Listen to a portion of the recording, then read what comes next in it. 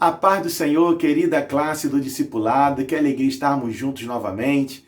Bem, ainda não é possível estarmos juntos, né, pessoalmente, fisicamente, mas isso também não é motivo para nos impedir de estarmos aqui aprendendo juntos a respeito da palavra de Deus. E eu louvo a Deus pela sua vida, pelo seu desejo de querer aprender, pelo seu desejo de querer conhecer mais de Deus e da sua palavra.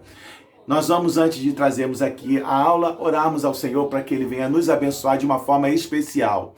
Pai querido, nós pedimos a Tua bênção, a Tua direção. Fale conosco nesta aula, Senhor. Usa-nos poderosamente para que possamos entregar tudo aquilo, Senhor, que precisamos aprender a respeito, Senhor, do tema tão importante que iremos tratar nesta aula. Abençoa-nos, pois, é o que nós te pedimos no nome de Jesus. Amém e amém. Queridos, hoje o nosso assunto é vivendo em oração. É um tema muito interessante.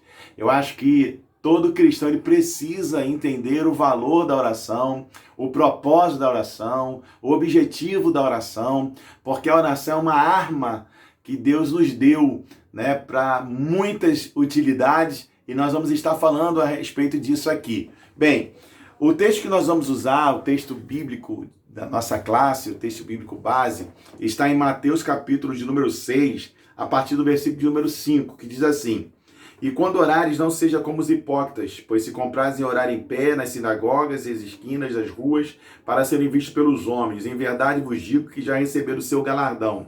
Mas tu, quando orares, entra no teu aposento e, fechando a tua porta, ora ao teu pai, que está em secreto, e o teu pai que vem em secreto te recompensará publicamente.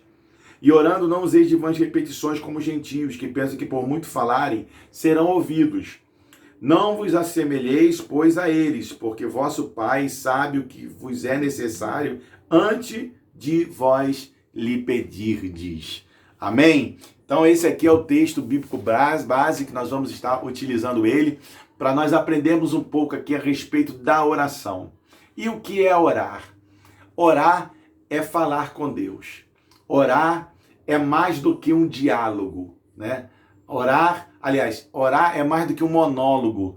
Orar é um diálogo. Nós falamos com Deus e Deus ele fala conosco por intermédio da oração. Jesus ele teve seu principal objetivo aqui também foi esse, nos ensinar a orar, nos ensinar a como nos relacionar com o Pai, porque orar também é um momento de relacionamento. Orar é um momento de comunhão. E nós vamos estar hoje aprendendo a respeito disso, né? Quais são verdadeiramente esses segredos da oração. Então nós já entendemos que orar é uma forma de nós falarmos com Deus. Deus ele tem várias formas de falar conosco. E nós só temos uma que é por intermédio da oração. Então não podemos desprezar isso. A oração é uma forma de nos manter em contato com o nosso Deus, em comunhão com o nosso Deus, ligado com o nosso Deus. E Deus quer que nós vivamos em oração. Esse deve ser sempre o nosso propósito. Estar em oração. E nós vamos estar falando também sobre isso. Orar, a nossa revista ela vai tratar esses assuntos, nós vamos seguir passo a passo aqui, precisamos ser bem objetivo naquilo que nós vamos trazer, mas orar é um meio de adoração também, né? Quando você ora, você está reconhecendo, né, a autoridade desta pessoa. Quando você se curva, quando você busca, você está reconhecendo a soberania desta pessoa, a majestade dessa pessoa.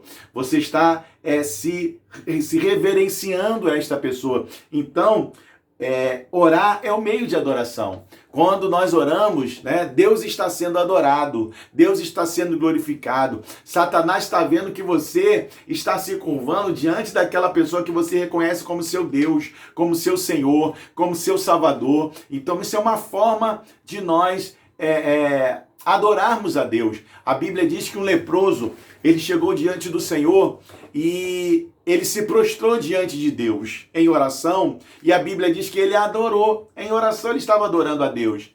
E depois que ele terminou de orar, ele levanta diante do Senhor e fala assim: Senhor, se tu quiseres, eu posso ser limpo.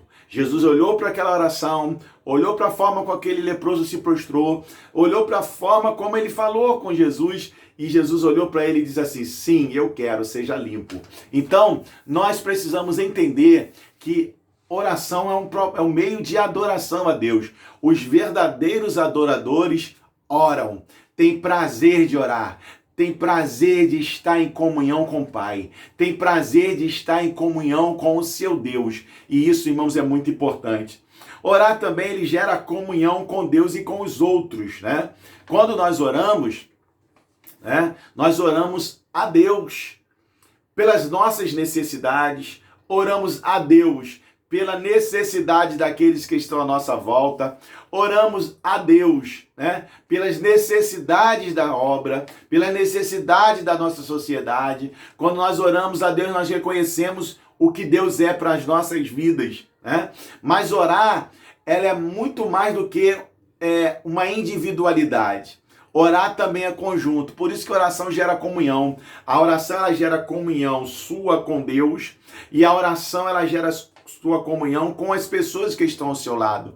Porque orar coletivamente é muito importante, né? A Bíblia diz: quando 2 ou 3 estiverem reunidos em meu nome, né, clamando em meu nome, pedirem ao nome do Senhor, ele com certeza ele abençoa, ele com certeza ele derrama suas bênçãos.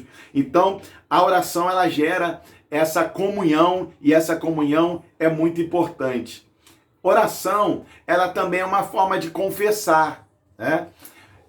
Nas igrejas antigas, católicas, existe o confessionário, né? Antigamente existia também isso. Nós íamos até aos sacerdotes, os sacerdotes levavam as nossas oferendas, né, no templo levítico, né? Isso já acabou porque Jesus, quando morreu, a Bíblia diz que o véu do templo se rasgou de cima a baixo. O sacerdote ia oferecer, né, as nossas petições e as nossas culpas, né, diante do Senhor, através de um sacrifício, e entrava dentro do santuário, e ali passava pelo véu, por uma cortina, e ali fazia a sua oferenda. Hoje, a Bíblia diz que quando Jesus ele morreu, o véu do templo se rasgou de cima a baixo. O acesso foi liberado. Então, quando você dobra o seu joelho, também é uma forma de você confessar a Deus a sua situação, né? Ele te conhece, ele sabe do que você está passando, ele conhece o teu coração, mas ele quer ouvir de você a sua necessidade, ele quer ouvir de você a sua confissão. O salmista Davi, no Salmo 51, ele vai dizer assim: contra ti eu pequei, Senhor, e fiz o que era mal aos teus olhos. Torne a dar-me a alegria da tua salvação e sustém-me com espírito voluntário. Cria em mim, ó Deus, um coração puro e renova em mim um espírito reto. Davi está confessando as suas crises, as suas angústias, os seus pecados diante de Deus nesse Salmo 51. Vai lá ler depois, lê esse Salmo 51. Que oração de confissão é a oração de Davi, né? Ele reconhecendo o pecado que ele cometeu, e Deus perdoa. Quando nós oramos, quando nós confessamos, né? E colocamos isso diante de Deus. Mas como nós devemos orar, né? Devemos orar como? Nós sabemos que precisamos orar, o que é oração, mas como nós devemos orar? Nós devemos orar com humildade. Isso é muito importante, gente, né? Existem pessoas que querem chegar diante de Deus como se ele estivesse certo e Deus errado, né? Existem pessoas que querem colocar como se estivesse colocando Deus na parede. E isso não se faz, né? Nós temos que chegar diante de Deus com humildade, né? Com reverência, com temor e tremor diante dele, porque Deus, ele atenta para um coração humilde, para um coração contrito, mas para um coração soberbo, de maneira nenhuma. A Bíblia diz que existia, né, Lucas capítulo de número 18, do 10 ao 14, existia pessoas que oravam, né, e o texto que nós lemos também fala muito sobre isso, pessoas que oravam, batiam no seu peito, como que se estivesse bem diante de Deus, por estar, né, cumprindo os rituais, e assim não se deve fazer, né? Nós precisamos sempre chegar a Deus na nossa oração com humildade, né, com temor, com tremor, dizendo: Deus, eu reconheço que eu não sou nada. Tu és merecedor. Deus se agrada disso, irmãos. Deus se agrada quando o filho chega diante dele reconhecendo as suas falhas, né? Por mais que ele esteja fazendo tudo direitinho, chegue humildemente diante de Deus, porque Deus levanta os caídos, mas abate, né, os soberbos. Deus não suporta os soberbos, né? Como se estivesse buscando a glória para si, né? Buscando a glória para ele mesmo, através da oração. Mas o que a Bíblia diz? Quando você entrar, você entra no seu quarto, dobra o teu joelho e clama ao teu Deus que está em oculto. É assim que nós devemos nos comportar, irmãos. Entrar no nosso quarto, dobrar o nosso joelho, clamarmos a Deus, pedir: Senhor, nos ajude, tem misericórdia de mim, ouve essas minhas necessidades, se eu tenho falhado, me perdoe. É dessa maneira, irmãos, que Deus nos atende. Entrar diante do Senhor achando que você é o super-homem, que você está certo e todo mundo está errado, isso não agrada a Deus. E é interessante nós entendermos, irmãos, que a oração, ela não só é feita, Deus não só atenta para nós no momento que nós estamos de joelhos dobrados e de olhos fechados, não. Deus atenta para nós em todos os momentos. Quando estamos em pé, quando estamos trabalhando através das nossas atitudes. Deus sabe quando nós estamos dizendo algo da boca para fora ou quando nós estamos falando algo do nosso coração. E Ele está muito bem atento a isso, né? Então nós devemos prestar atenção nisso, porque a glória na oração não é para nós. A glória na oração é para Deus, irmão. Tem gente que orava em praça pública, aqui o texto, ó. E quando orares, não sejais como os hipócritas, pois se compraz orar de pé na sinagoga, nas esquinas da rua, para serem vistos pelos homens. Não, a Bíblia diz: não, entra no seu quarto, dobra o teu joelho e ora, fecha a sua porta. É assim que nós devemos orar ao Senhor, porque é dessa maneira que Ele se agrada. Vai orar? Ore humildemente. Existe aquela oração que é pessoal e existe a oração coletiva. Nós, como povo pentecostal, na igreja sempre oramos: Senhor, dá vitória, faz e tal, entra com providência, todo mundo orando junto, não há problema nenhum, né? Mas nas nossas orações pessoais, né, é a oração nossa. Eu conheci uma pessoa que quando começava a oração na igreja, ela orava e quando ela queria denunciar alguém, denunciar até mesmo o pastor dirigente da congregação, ela orava em voz alta. Ela falava assim: Senhor, tu tá vendo, né, Senhor? Esse irmão, né, que chega atrasado na igreja, o dirigente que não aparece aqui. Ela orava isso sempre na sede, para o pastor, o presidente observar que o dirigente chegava atrasado, não terminava o culto no horário, e ela falava isso em oração. Ou seja, ela estava orando para Deus ou estava querendo falar com o pastor indiretamente. Então isso não se faz, né? Você deve, é um momento de comunhão, né? Principalmente, irmãos, olha, vai aqui um conselho para os irmãos. Nós devemos orar mais em espírito. Orar mais em segredo, no secreto com Deus, para que ninguém saiba. E no Espírito, quando eu falo isso, é orar na sua mente.